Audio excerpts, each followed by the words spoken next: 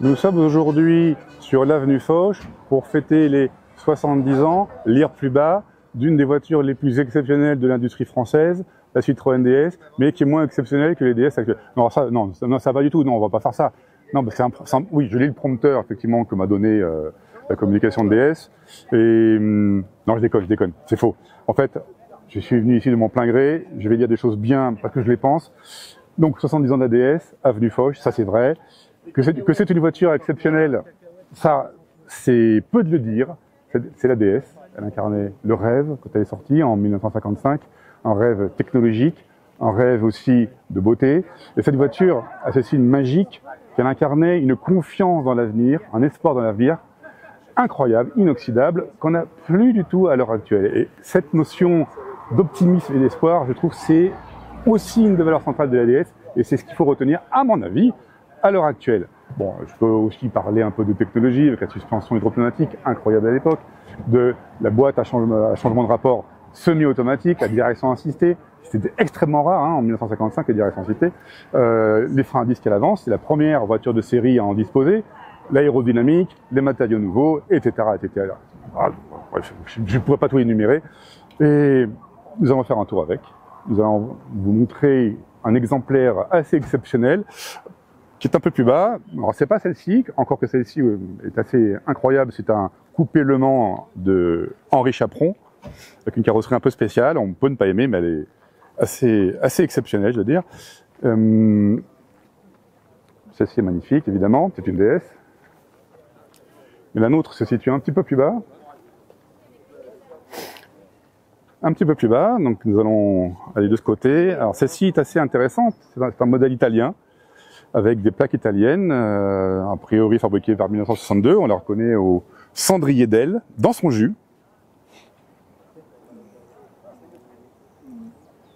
Et qui a un accessoire un peu particulier, c'est qu'elle a une plaque d'immatriculation à l'italienne, aux normes italiennes.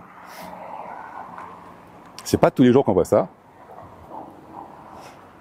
Nous allons rouler dans celle-ci, c'est une 23 Palace à carburateur, qui a été utilisée par le DG de Citroën, M. Ravenel.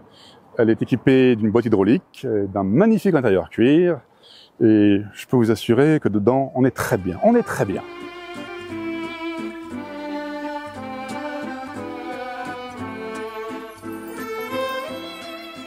Alors là, nous avons une autre DS italienne. Donc là, c'est une DS de deuxième génération qu'on reconnaît à ses 4 phares sous verrière, qui sont absolument magnifiques. Et cette variante italienne a pour spécificité notamment ce clignotant blanc avec un petit bout orange là qu'on n'a pas en France. Donc c'est à ça qu'on la reconnaît. Bon là, sous le capot, nous observons le moteur. Alors, on aimerait bien, mais sous tous les tuyaux, tout ça, il y a le moteur de la DS, un brave culbuté, pas très performant mais très solide, tout hydraulique autour. Donc c'était pas très facile pour travailler dessus. Mais enfin, ceux qui connaissaient arrivaient à les rendre d'un usage facile et fiable. Donc, nous allons continuer de descendre. Il y en a vraiment beaucoup. Alors ça, elle est vraiment intéressante. Ça, c'est une des premières qu'on reconnaît parce qu'elle a des ailes courtes, ornées d'un enjoliveur. Est-ce qu'elle a encore l'échappement central? Non, elle l'a plus. Mais elle est magnifique. Elle est magnifique cette voiture. Apparemment, elle vient des Pays-Bas, on dirait. Donc là, nous avons une autre italienne. Et derrière, avec le petit... Ouais, elle a aussi un répétiteur d'aile. Ça aussi, c'est un accessoire qui était obligatoire en Italie, mais pas en France. Derrière, nous avons, c'est quand même très beau, ça aussi, un cabriolet. Je dois dire que c'est une pureté de ligne. Alors celle-ci, oui, elle est badgée Henri Chaperon. C'est pas une version totalement usine, même si Chaperon fabriquait aussi les versions usine. C'est d'une élégance assez incomparable quand même. Et derrière, nous avons un autre cabriolet, plus ancien, du début des années 60. Pareil, avec les cendriers d'aile, donc 61, 62 par là, à vérifier. Ce dimanche matin, je suis pas bien réveillé. Et j'aime bien, elle est très accessoirisée, ouais, elle aussi badgée Henri Chaperon avec tous les accessoires qui vont bien. Ah, c'est une splendeur cette voiture. c'est une splendeur. Et avec ces fameux... et les berlines DS ont des clignotants dans des cornets sur le toit, et bah, comme il n'y a pas de toit, on les a mis ici sur les cabriolets. Enfin, certains cabriolets, pas tous. Parce que celui de derrière n'en a pas. Encore en cabriolet.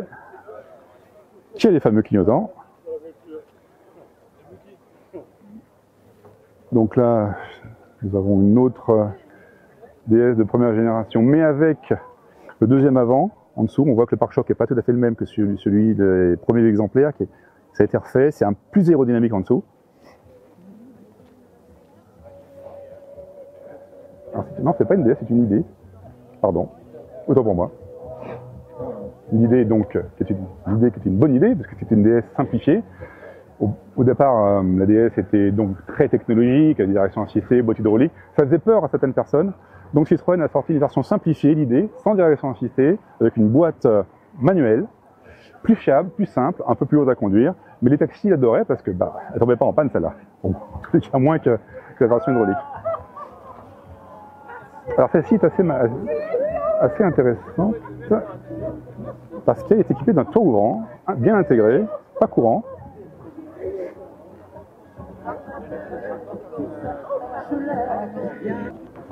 Alors celle-ci est assez exceptionnelle parce que c'est un cabriolet à 4 places, une conversion effectuée à la demande par le carrossier Reuter en Allemagne. J'en avais jamais vu en vrai, c'est-à-dire, je l'avais vu qu'en photo et je voulais découvrir, c'est particulier. Mais la DS se prêtait bien à ce genre de conversion parce que c'est pas une monocoque, la carrosserie est boulonnée sur un châssis très rigide, donc on pouvait se livrer à pas mal d'excentricité et je veux dire que c'est assez incroyable de voir ça. C'est assez impressionné quand même.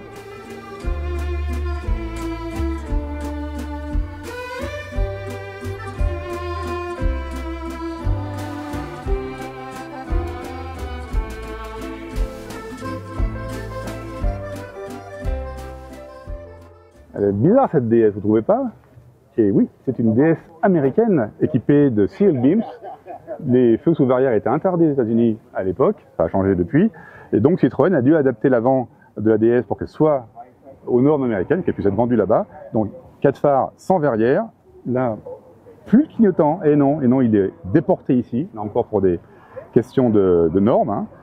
Donc là nous avons un répétiteur d'aile aussi pour des questions de normes américaines. Ah, c'est un modèle assez exceptionnel quand même, surtout en cabriolet, il ne va pas y en avoir des masses comme ça. Il est dans un état assez superbe. Ah oui, hein, équipé d'un tableau de bord GGR, c'est un accessoire, bourré de cadrans, avec un compte tour.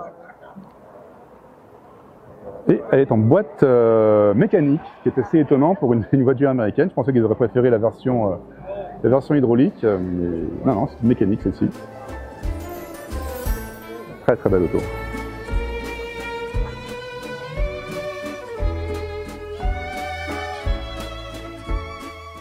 Alors celle-ci est un peu particulière, c'est un break DS20 qui nous vient des Pays-Bas. Il y a une publicité d'époque sur l'intérieur, ou peut-être pas d'époque, peut-être qu'elle a été refaite. En tous les cas, c'est une belle voiture. Alors moi j'aime bien la DS Break, déjà c'est pas la plus courante. On n'a pas eu tant que ça code beaucoup, plus que en tous les cas souvent que certaines berlines.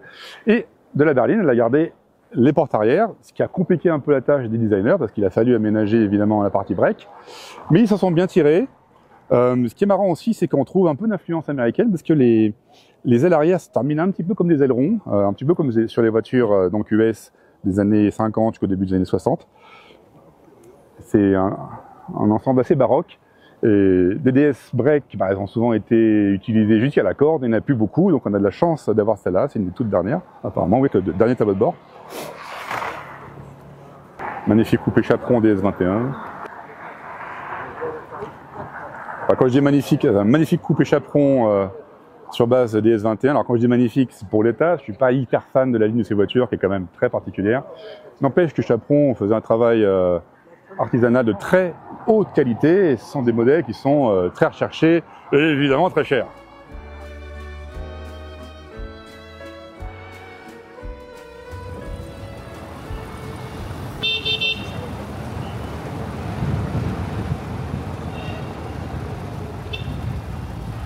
On n'est pas bien là? Donc, assis sur des coussins d'huile, décontracté du gland.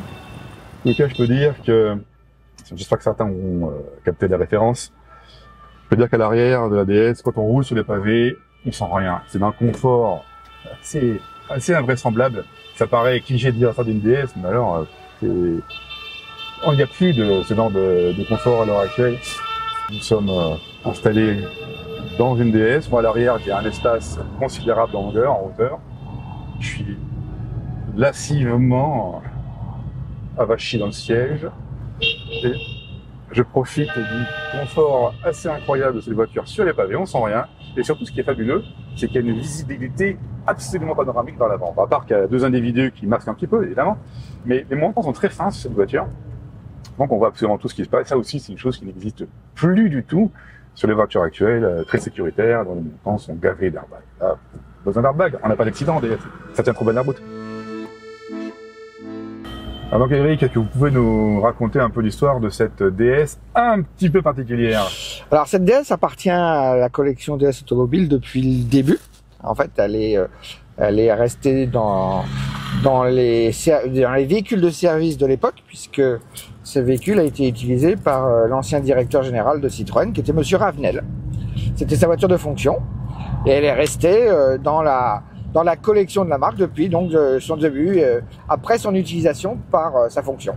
Et donc elle a jamais été vraiment restaurée, elle a juste été entretenue. Entretenue, elle a été repeinte une fois au moins parce que bon, les peintures se ternissent, hein, comme toutes, donc elle est mais entretenue par le patrimoine. Et elle marche parfaitement bien. Et elle marche très bien. Elle a combien de kilomètres? Alors ça c'est une bonne question. Parce qu'au compteur, il n'y a que 5 chiffres. Ah oui, voilà. Il a pu faire un tour. Donc, il a pu faire un tour, donc voilà, on est à peu près à 50 000 km au compteur, donc je pense qu'elle a dû faire au moins un tour quand même. Parce qu'elle est dans un état, même si elle n'a jamais été restaurée, en tous les cas, elle est dans un état magnifique. Ouais. Voilà. Et tout est d'origine. Alors la peinture non, mais tout le reste est d'origine. Il est possible que ça soit son kilométrage réel. C'est possible. C'est une 23 carburateur. C'est une 23 carburateur Palace, c'est avec ce qu'on appelle la boîte hydro. La fameuse. Hein, donc la boîte semi-automatique, on passe les rapports comme une boîte manuelle, mais l'embrayage et les passages de vitesse sont gérés par la voiture. Là, c'est entièrement hydraulique. En fait. Entièrement hydraulique. C'est très compliqué à mettre au point, à régler, à mon avis, l'apparateur. Voilà, il faut avoir une certaine connaissance des réglages, parce qu'après, on peut faire plusieurs typages de réglages. Ah oui, on peut régler différemment ce qu'on appelle maintenant le rampage. Oui. C'est-à-dire qu'une boîte automatique, dès qu'on lâche le frein, la voiture se met à ramper, à démarrer. Et ben sur une DS, on peut faire soit l'une, soit l'autre, c'est-à-dire soit pas de rampage, donc il faut donner un petit filet de gaz pour que la voiture démarre, soit un petit peu de rampage, et à ce moment-là, l'embrayage s'engage. Ce qui est un peu aussi gênant pour l'embrayage, hein, si on parle un peu de mécanique, puisque l'embrayage devient toujours un petit peu en patinage, donc s'use un peu plus, quoi. Voilà. D'accord. Et là, sur celle-ci, en tous les cas, ça a l'air particulièrement bien réglé, parce qu'on sent quasiment pas le changement de rapport. Voilà. Je vois que la phase de réembrayage est vraiment bien gérée sur celle-là.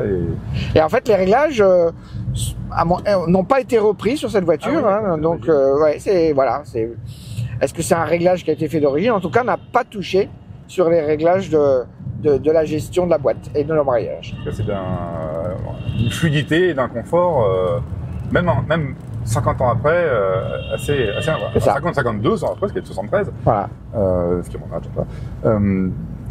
c'est assez impressionnant, je trouve. Puis bon, là encore, je dis, la sérénité à bord, le confort, sont assez je trouve même, c'est peut-être même plus confortable qu'une CX, je trouve, c'est mieux fait. Oui, c'est plus confortable qu'une CX. On avait plus la particularité de s'asseoir dans son salon. Voilà. Et la qualité des matériaux est aussi très supérieure à ce qu'on avait dans une CX qui avait des plastiques un peu biodégradables. Qui était plus moderne, mais voilà, c'était plus rentré dans l'air du plastique, même si la DS commençait à l'être déjà. Voilà. Ah ben la DS, oui, elle en a eu dès le début, mais elle a un peu inauguré le truc, mais a gardé quand même des accessoires métalliques. Bon, je pense à ces poignées de porte. Des chromes, voilà. Qui sont fabuleuses. C'est des éléments de design assez incroyables quand même. Hein. Tout est travaillé dans le sens du style aussi à l'intérieur. C'est aussi pour ça qu'elle est impressionnante cette voiture. Mais c'est une version de Palace, hein, donc c'est le haut de gamme. Voilà.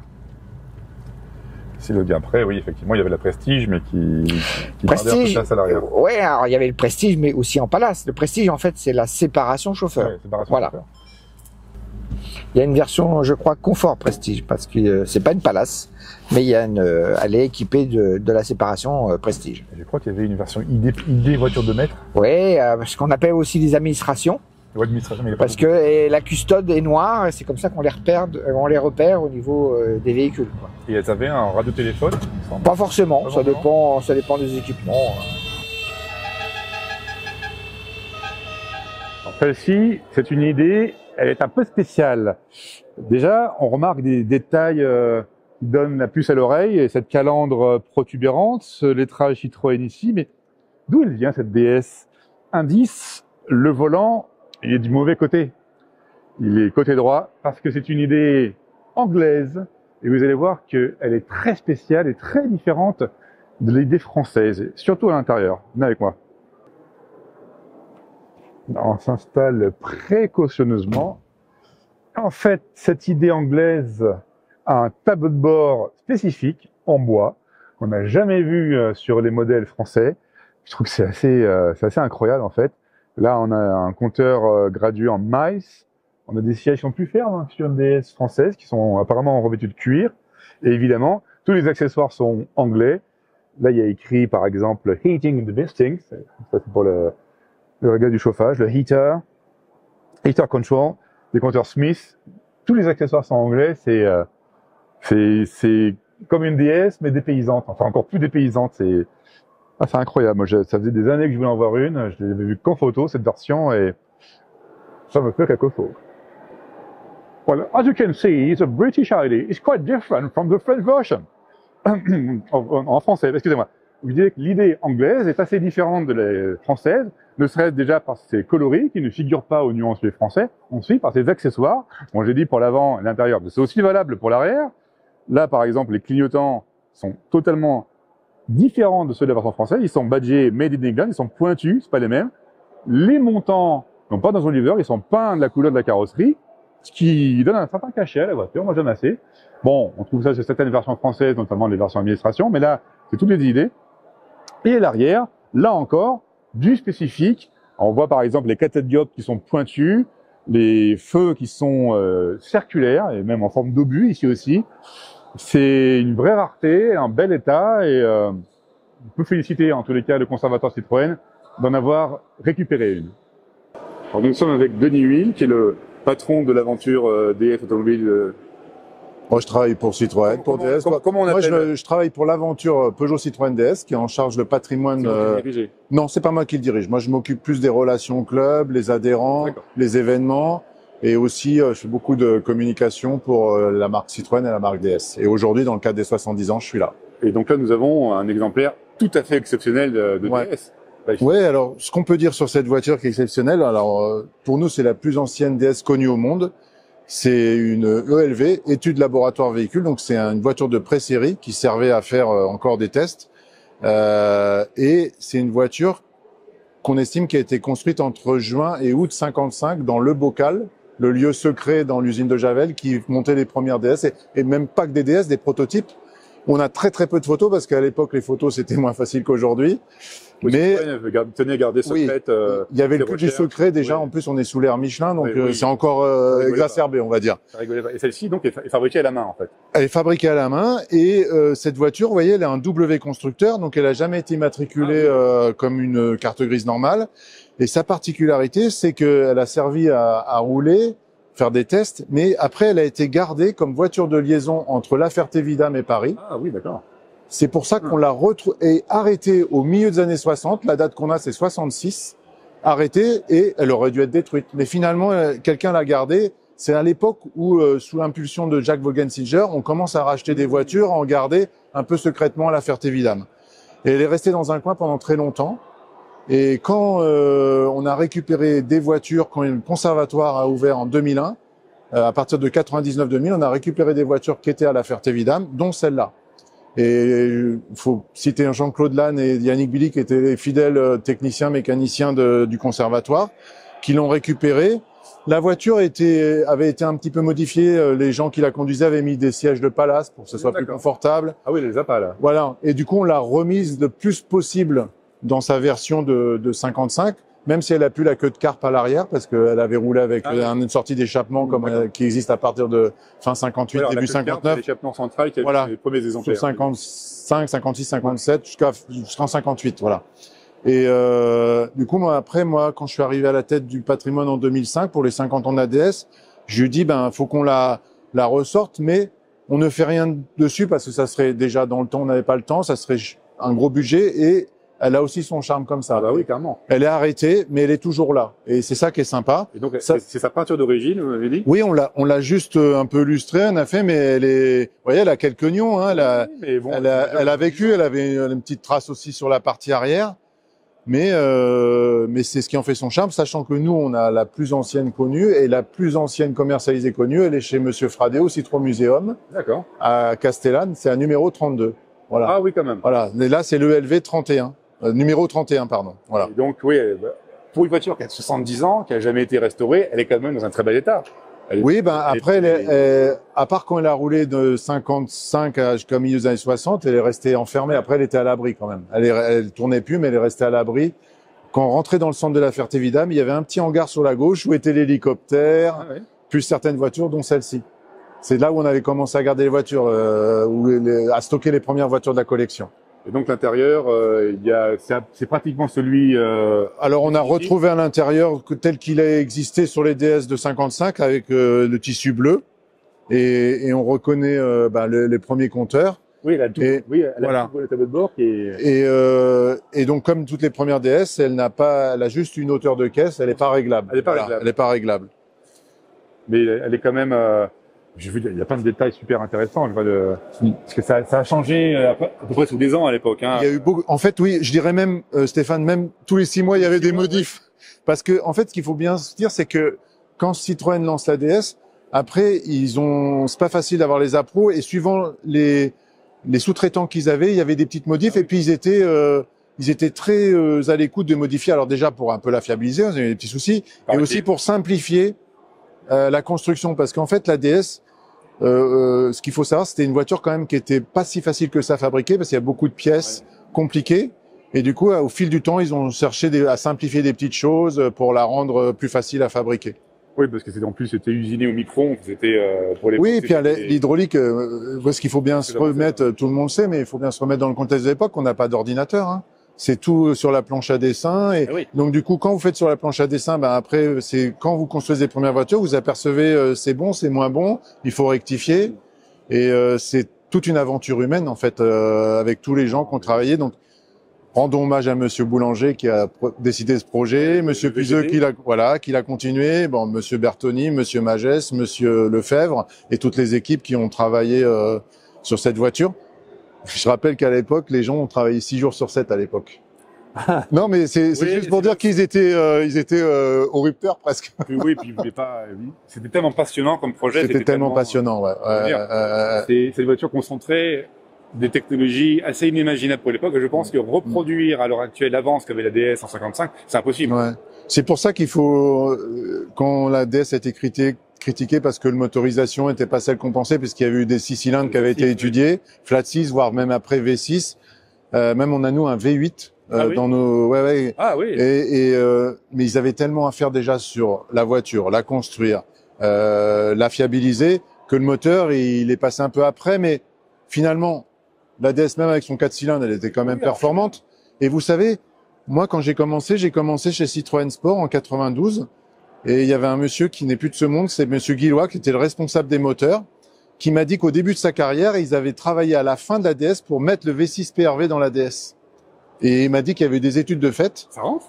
Oui, mais en fait, ils sont vite aperçus que ça n'avait pas d'intérêt parce que la 23 faisait déjà 130 chevaux et le V6 faisait quelques chevaux de plus 36, et avec un poids beaucoup plus... Mais comme quoi, il n'y a jamais eu l'idée est toujours restée, ça aurait été bien qu'elle ait un 6 cylindres. Et il y a eu même le V4 de temps.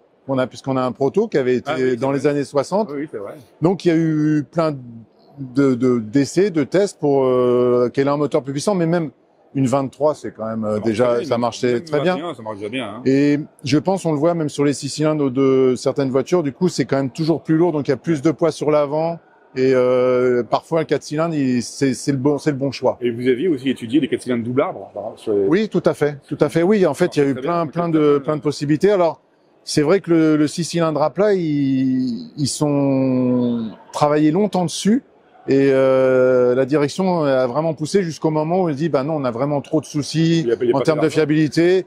Allez, on repasse sur un 4 cylindres, un peu comme du temps d'attraction avant, parce que l'attraction avant devait avoir une boîte semi-automatique,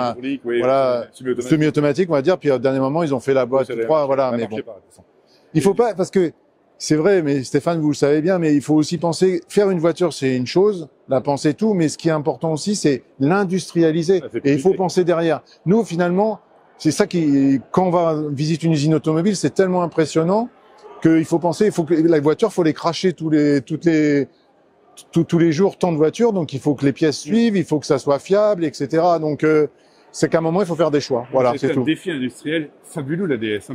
Ouais. En plus, elle avait des matériaux nouveaux. Il y avait beaucoup d'aluminium, il y avait beaucoup de plastique. À l'époque, ça se faisait pas. Oui. De par ses formes, de par ses matériaux, de par ses couleurs.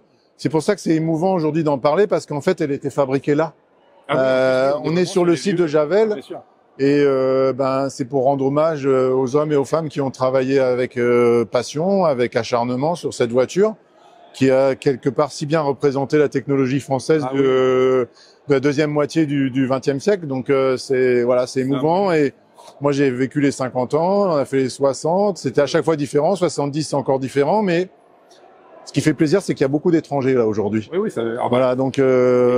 Oui, des Anglais, des Italiens, des Hollandais, évidemment, des Hongrois. J'ai même vu une DS hongroise. Oui, tout à fait. Apparemment. Oui, donc on la garde avec plaisir. Elles sont un peu le renfermé, voilà. Mais ça, c'est les sièges qui, voilà. En plus, on voit tous les détails qui ont disparu par la suite. Et il y a eu mais c'est vrai que le premier compteur, la première planche de bord, c'est peut-être, c'est la plus pure, comme on dit. C'est énorme. Et après, il y a des. Bertoni est un sculpteur. Oui. Et ça se voit. C'est un sculpteur, tout à fait. C'est un sculpteur. Il a sculpté du plastique. Parce qu'un plastique, à l'époque, il y avait la ronde qui avait déjà un tableau de bord en plastique. Mais c'était moins joli. Et là, c'est une sculpture de plastique, ces trucs. C'est surtout quand on voit ce qui se faisait chez les concurrents à l'époque, c'est là où aussi on voit la grosse différence, quoi. Voilà. Mais bon, qu'elle va rester dans la collection. Il n'y a pas de souci, on est fiers de l'avoir.